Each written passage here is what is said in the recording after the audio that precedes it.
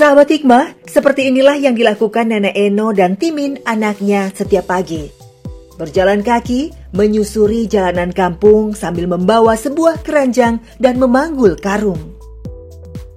Ya, tepat saat mentari pagi baru menampakkan sinarnya, Nenek Eno dan anak lelakinya ini sudah bergegas pulang dari pasar dengan membawa barang belanjaan. Mulai dari aneka sayur mayur, lauk pauk, sampai berbagai macam bumbu dapur. Semua bahan belanjaan ini bukanlah untuk dimasaknya sendiri, melainkan nanti akan dijual kembali oleh Nenek Eno dengan cara berkeliling dengan menggunakan gerobak dorong. Inilah sosok Nenek Eno, seorang janda lanjut usia berumur 71 tahun, yang setiap hari masih bekerja membanting tulang dengan berjualan sayur keliling. Ya, sekarang mah susah, nggak kayak dulu mah gampang. Gerobak habis. Kalau sekarang mah enggak, daripada bisa. Sekarang mah ya dagang gitu dah. Dagangnya udah susah. Semua jerih payah ini dilakukan Nek Eno demi bisa bertahan hidup dan merawat Timin, anak lelakinya yang mengalami keterbelakangan mental. Sepulangnya dari pasar, Nek Eno harus segera bergegas mempersiapkan barang dagangannya ini sepagi mungkin, agar nanti barang dagangannya bisa laku terjual karena masih ramai pembeli.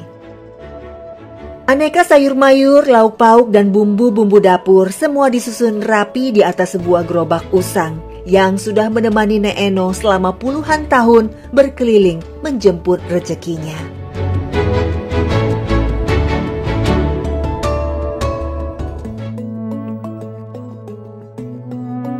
Tepat jam 7 pagi, saatnya Nek Eno berangkat untuk menjemput rejeki hari ini.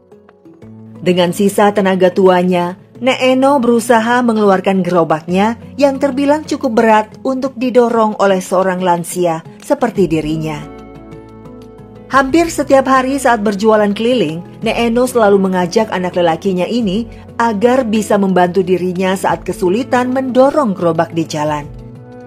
Selain itu, Nek Eno juga tidak tega jika harus meninggalkan Timin tinggal sendirian di rumah.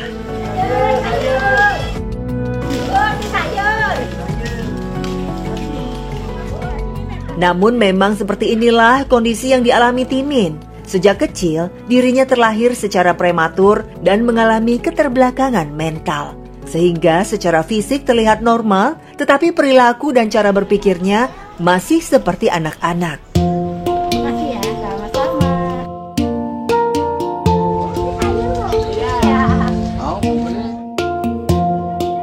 Berbagai cobaan hidup sudah pernah dialami Nenek Eno.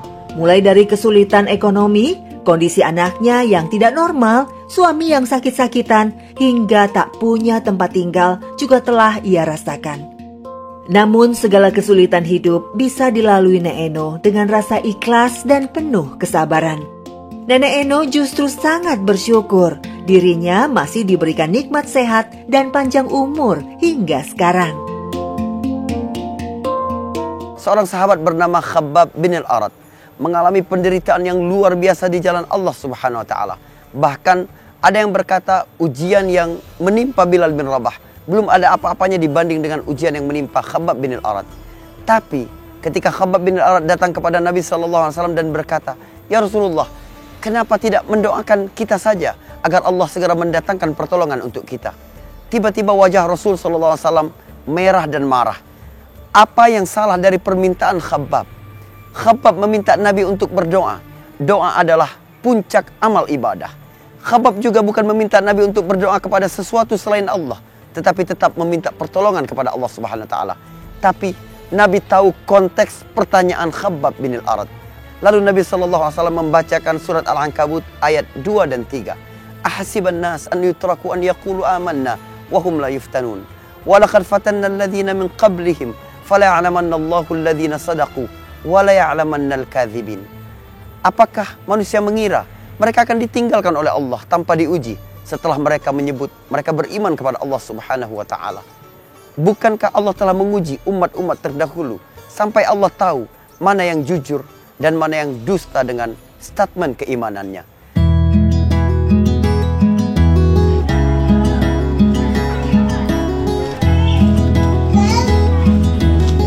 Harga sayur mayur yang dijual Nek Eno pun tidaklah mahal, hanya berkisar 3.000 sampai 5.000 rupiah saja. Karena memang yang dijual Nek Eno hanyalah sayuran sederhana seperti kangkung, daun singkong, daun katuk, sawi, dan bayam. Sedangkan untuk lauk pauknya juga terbilang murah seperti tahu, tempe, ikan asin, dan ayam potong. Rata-rata pelanggannya adalah orang-orang yang ingin membantu usaha Nek Eno dan mereka yang merasa iba melihat kondisi Timin. Karena nungguin Wak No tuh dari pagi nungguin dia. Baik tukang sayur banyak yang muda-muda karena kasihan mau Wak No sama anaknya dorong-dorong. Udah tua, udah sepuh juga nggak ada yang bantuin. Hitung-hitung bantu Wak No aja. Nek Eno hampir setiap hari berjualan sayur tanpa libur. Bahkan ketika dirinya sedang sakit pun, Nek Eno tak mau berdiam diri di rumah. Bagi Nek Eno, selama dirinya masih sanggup berjalan, maka ia akan terus bekerja mencari nafkah. Dibilang jangan dagang, tetap mak mau dagang. Ya kita nggak punya ya, nggak bisa istirahat. Nah, kalau istirahat dari mana? Nggak makan dah. Meskipun rezeki yang diperolehnya hari ini tidaklah banyak, namun Nek Eno tetap menerimanya dengan ikhlas. Dari hasil berjualan sayur ini, rata-rata Nek Eno hanya mendapatkan keuntungan sebesar Rp50.000. Namun segala rasa letih dan kesedihannya seketika sirna ketika melihat anak lelakinya ini tersenyum bahagia. Bagi Nek Eno, Timin adalah harta dan anugerah terbesar dalam hidupnya. Senyum di raut wajah Timin ini seolah selalu mengingatkan Nek Eno kepada sang suami yang telah lebih dulu meninggalkan mereka berdua. Musibah kecelakaan yang merenggut nyawa sang suami membuat Nek Eno belum bisa melupakan kepergiannya. Bapak, kenapa? No, katanya bapak kok tabrakan, katanya nggak bisa bangun.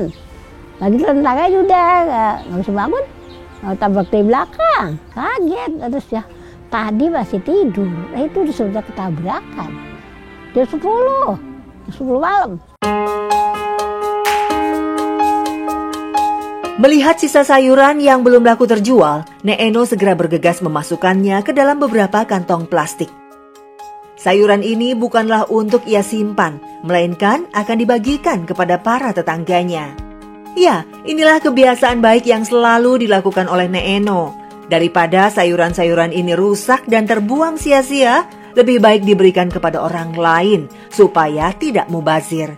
Masya Allah. Ini dari Pono.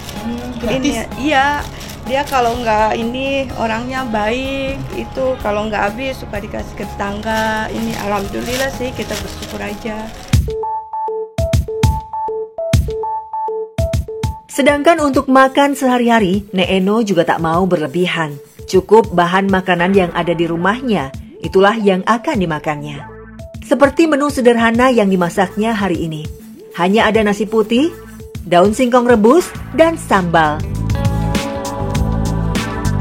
Bagi Nek Eno, makanan biasa ini sangatlah nikmat bagi dirinya, asalkan bisa terus bersama mendampingi sang anak. Nek Eno selalu berdoa kepada Yang Maha Kuasa agar dirinya tetap diberikan nikmat sehat badan dan panjang umur. Karena Nek Eno berjanji ingin merawat dan menjaga Timin anaknya hingga akhir hayatnya. Ya Lebin, kalau lu mati duluan, gue bisa urusin. Kalau emak mati dulu sampai kasih makan. Tinggalnya di mana? Ini rumah benar rumah kita. Kalau tanah orang Min. Dia aja pelokok. Kali dia juga mikir kali ya. Jangan sampai pernah terbersit dan terucap dari mulutmu, ya Allah, kenapa rizkiku masih begini-begini saja? Padahal aku sudah rajin tahajud, sholat duha, puasa sunat, membaca Al-Quran. Padahal sebenarnya rizki yang Allah berikan berupa hati yang tergerak untuk melakukan ketaatan, bangun di sepertiga malam terakhir, membaca kitabnya, jauh lebih berharga daripada rizki materi yang Allah berikan kepada orang-orang ramai.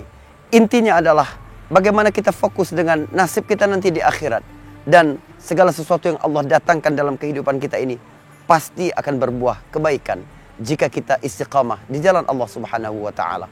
Semoga bermanfaat, menggali hikmah, menuai berkah. Assalamualaikum warahmatullahi wabarakatuh.